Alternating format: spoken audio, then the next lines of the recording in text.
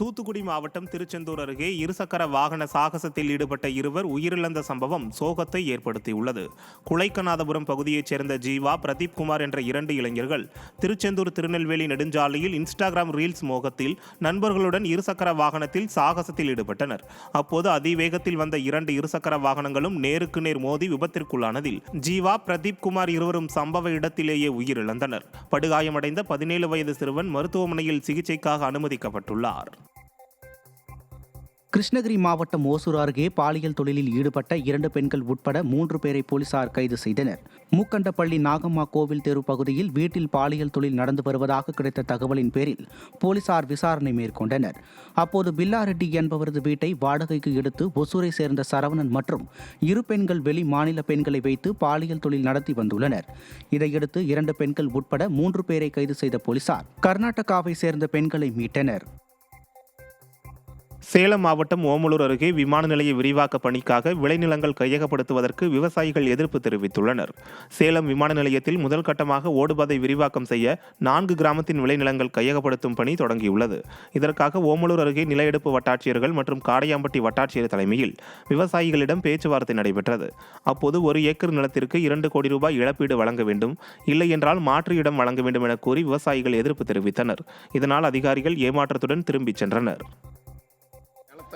நாங்கள் விமான நிலையம் விரிவாக்கம் பண்ணுறதுக்கு நிலம் கேட்டாங்க. நிலம் நாங்கள் தர முடியாது, நிலத்துக்கு பதிலாக நிலம் கொடுங்க, இல்லையா 1 ஏக்கருக்கு 2 கோடி வெளி மார்க்கெட் ரேட்டு கொடுங்க அப்படின்னு கேட்டிருக்கிறோம். ஏர்போர்ட்டுக்கு எடுத்த நிலத்தை 60,000 தீர்ப்பு ஆகிக்குதுன்னு 20 வருஷத்துக்கு முன்னாடி சொல்கிறாங்க.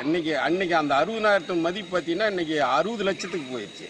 அதவே கொடுக்கல. அவங்களுக்கே பாதுகாப்பு இல்லாத பட்சத்தில் எங்களுக்கு நீங்கள் நிலம் எடுத்துக்கிட்டு என்ன பாதுகாப்பு, வாழ்வாதாரத்துக்கு என்ன வழி சொல்ல? சிவகங்கை மாவட்டம் சிங்கமுனரியில் பெய்த கனமழை காரணமாக வீட்டின் மேற்கூரை இடிந்து விழுந்ததில் வீட்டில் இருந்தவர்கள் அதிர்ஷ்டவசமாக உயிர் தப்பினர். கீழத்தெருவைச் சேர்ந்த நிர்மலா என்பவர் குடும்பத்தினருடன் வீட்டில் உறங்கிக் கொண்டிருந்த போது தொடர் கனமழை காரணமாக வீட்டின் மேற்கூரை திடீரென சரிந்து படுக்கை அறையில் விழுந்தது. நல்வாய்ப்பாக அப்போது அங்கு யாரும் இல்லாததால் அனைவரும் உயிர் தப்பினர். விபத்து நடந்த இடத்தை அதிகாரிகள் யாரும் இதுவரை பார்வையிடவில்லை என பாதிக்கப்பட்டவர் வேதனை தெரிவித்தார். திடீர்னு ஒரு சத்தம் வந்துச்சு. 10 நிமிஷத்தில் எல்லோரும் வெளியே ஓடி வந்து ஒரு மாடியில் பார்த்தோம், இந்த மாதிரி பில்டிங் அமைங்கிருச்சு. அங்கே தான் நாங்கள் தூங்குகிற இடம். அதனால் சவுண்டு வரவுமே எல்லோரும் வெளியே ஓடி வந்து பார்த்தோம். இந்த மாதிரி இது விஷயமா பொதுமக்கள்கிட்டையும் அதிகாரிகிட்டையும் நாங்கள் பேசினோம். அவங்களும் ஒன்றும் நடவடிக்கை ஒன்றும் எடுக்கலை.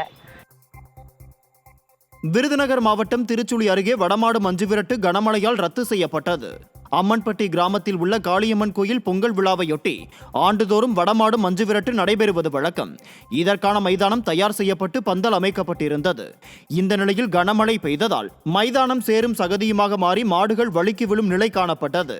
இதன் காரணமாக போட்டி ரத்து செய்யப்பட்டதால் மாடுபிடி வீரர்கள் மற்றும் பொதுமக்கள் ஏமாற்றம் அடைந்தனர். கன்னியாகுமரி மாவட்டம் தோவாலையை அடுத்த செண்பகராமன் புதூர் சாலை வழியாக சென்ற மினி டெம்போ வாய்க்காலில் தலைக்குப்புற கவிழ்ந்து விபத்துக்குள்ளானது. செண்பகராமன் புதூர் பகுதியில் செயல்பட்டு வரும் பன்றி பண்ணைக்கு நாகர்கோவில் பகுதியில் இருந்து மினி டெம்போ ஒன்று மாமிச கழிவுகளை ஏற்றி வந்தது. அப்போது அந்த வேன் திடீரென கட்டுப்பாட்டை இழந்து வாய்க்காலில் தலைக்குப்புற கவிழ்ந்து விபத்துக்குள்ளானது. இதையடுத்து ஓட்டுநரை பிடித்த அப்பகுதி மக்கள் வாக்குவாதத்தில் ஈடுபட்ட நிலையில் தகவல் அறிந்து சென்ற போலீசார் வேன் ஓட்டுநரிடம் விசாரணை மேற்கொண்டனர். செங்கல்பட்டு மாவட்டம் தாம்பரம் அருகே சாலையில் நடந்து சென்று கொண்டிருந்த பெண்ணிடம் தங்கச் செயினை பறித்துச் சென்ற இளைஞரால் பரபரப்பு ஏற்பட்டது. சேலையூர் காவல் எல்லைக்குட்பட்ட கிழக்கு தாம்பரம் ஏரிக்கரை தெருவைச் சேர்ந்த நித்யசுபா என்பவர் சாலையில் நடந்து சென்றுள்ளார். அப்போது அவ்வழியாக இருசக்கர வாகனத்தில் ஹெல்மெட் அணிந்திருந்த இளைஞர் ஒருவர் நித்யசுபா அணிந்திருந்த 5 சவரன் தங்கச் செயினை பறித்து கொண்டு தப்பியுள்ளார். இது குறித்து போலீசார் நடத்திய விசாரணையில் ஒரே நபர் 2 இடங்களில் தங்கச் செயினை பறித்துச் சென்றது விசாரணையில் தெரிய வந்தது. இதையடுத்து இருசக்கர வாகனத்தில் ஹெல்மெட் அணிந்து வந்த மர்ம நபரை போலீசார் தேடி வருகின்றனர்.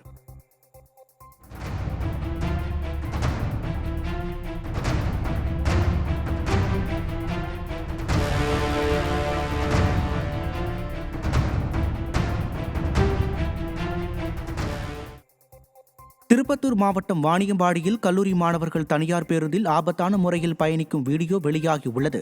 வாணியம்பாடியில் இருந்து ஆலங்காயம் செல்லும் தனியார் பேருந்து ஒன்றில் கல்லூரி மாணவர்கள் மற்றும் இளைஞர்கள் அதிக அளவில் பயணிக்கின்றனர்.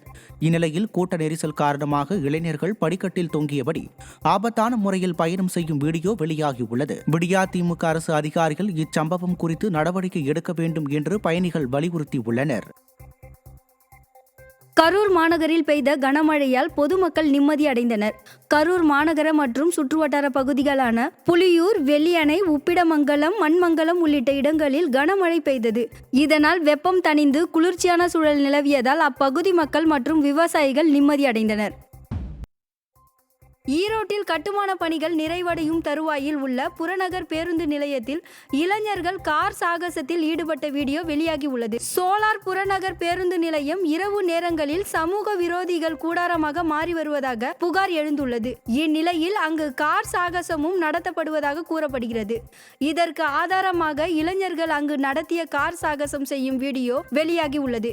மேலும் பேருந்து நிலையத்தை பொதுமக்கள் பயன்பாட்டிற்கு கொண்டுவர விடியா திமுக அரசு நடவடிக்கை எடுக்க வேண்டும் என பொதுமக்கள் வலியுறுத்தியுள்ளனர்.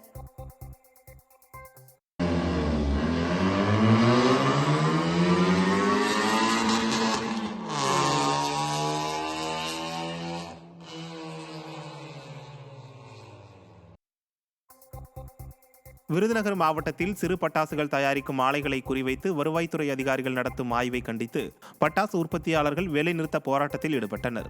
சாத்தூர் மற்றும் வெம்பக்கோட்டை சுற்றுவட்டார பகுதிகளில் ஃபேன்சி ரக பட்டாசுகள் தயாரிக்கும் பெரிய அளவிலான ஆலைகளில் ஆய்வுகள் மேற்கொள்ளாமல் சிறிய ரக பட்டாசு தயாரிக்கும் ஆலைகளை குறிவைத்து மாவட்ட வருவாய் நிர்வாகம் ஆய்வு மேற்கொள்கிறது. இதனை கண்டித்து பட்டாசு உற்பத்தியாளர்கள் காலவரையற்ற வேலைநிறுத்த போராட்டத்தில் ஈடுபட்டனர். கன்னியாகுமரி மாவட்டம் நாகர்கோவில் மாநகராட்சிக்குட்பட்ட பகுதிகளில் சாலைகள் குண்டும் குழியுமாக உள்ளதால் வாகன ஓட்டிகள் கடும் அவதிக்குள்ளாகியுள்ளனர். நாகர்கோவில் மாநகராட்சிக்குட்பட்ட பகுதிகளில் கடந்த 6 மாதத்தில் 274 சாலைகள் சீரமைக்கப்பட்டு புதிய சாலைகள் போடப்பட்டன. இந்த நிலையில் நாகர்கோவிலில் பெய்த சாதாரண மழை காரணமாக இந்த சாலைகள் எல்லாம் குண்டும் குழியுமாக மாறிவிட்டதாக புகார் எழுந்துள்ளது. மேலும் இப்பகுதியில் செல்லும் வாகன ஓட்டிகள் உயிருக்கு ஆபத்தான நிலையில் பயணம் செய்ய வேண்டிய அவல நிலை ஏற்பட்டுள்ளதாக குற்றம் சாட்டுகின்றனர். விடிய அரசு தரமற்ற சாலைகளை அமைத்து மக்கள் வரிப்பணத்தை வீணடிப்பதாக வேதனை தெரிவிக்கின்றனர். திருவள்ளூர் மாவட்டத்தில் போக்குவரத்திற்கு தகுதி இல்லாமல் இருந்த 5 பள்ளி வாகனங்களை இயக்க ரத்து செய்து மாவட்ட ஆட்சியரும் மாவட்ட காவல் கண்காணிப்பாளரும் உத்தரவிட்டனர். திருவள்ளூர் மாவட்ட ஆயுதப்படை மைதானத்தில் வட்டார போக்குவரத்து அலுவலகம் சார்பில் பள்ளி வாகனங்களின் பாதுகாப்பு குறித்து ஆய்வு மேற்கொள்ளப்பட்டது.